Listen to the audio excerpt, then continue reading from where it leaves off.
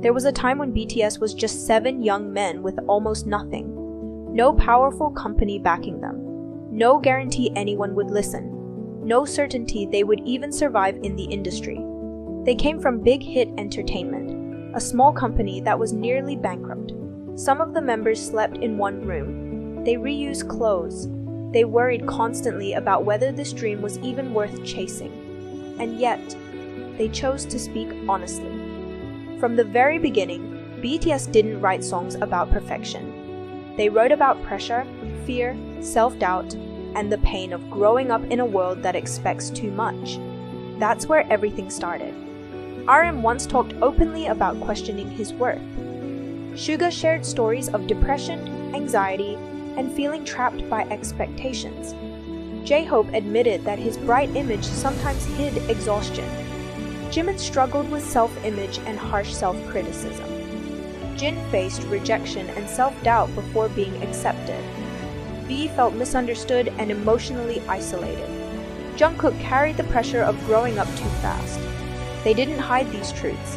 They put them into lyrics, and those lyrics reached people who had never felt seen before.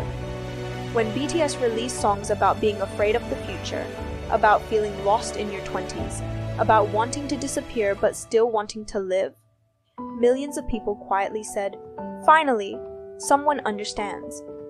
For people struggling with depression, those songs didn't feel like entertainment. They felt like company. Lyrics became words people couldn't say out loud. Songs became something to hold onto during nights when everything felt heavy. Even as BTS grew bigger, something stayed the same.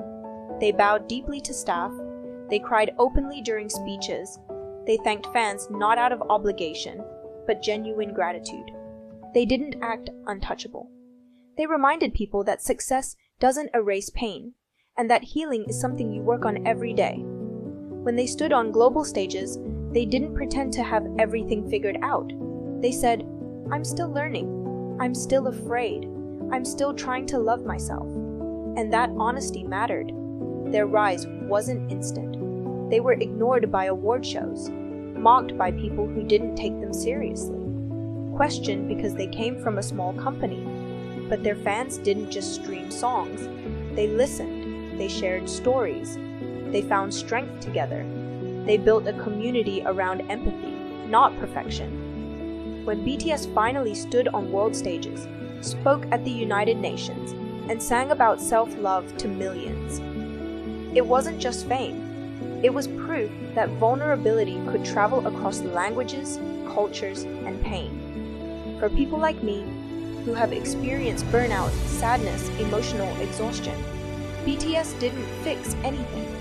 They didn't promise happiness. They did something far more powerful. They said, "It's okay to feel like this. You're not weak for struggling. You're not alone." Their songs reminded me that resting is allowed, that surviving is still progress, that loving yourself is a journey, not a destination. Some days, a BTS song was the only thing that made me feel understood, and that matters more than people realize. BTS became a lifeline, not because they were perfect, but because they were honest. They showed that pain doesn't make you broken, that dreams don't erase fear, that growth comes with tears, not just applause. They gave people permission to feel, to slow down, to stay. And for many depressed individuals, that was enough to keep going one more day. BTS didn't just write music. They wrote comfort. They wrote understanding. They wrote hope without pressure. And that's why their songs didn't just change charts, they changed lives.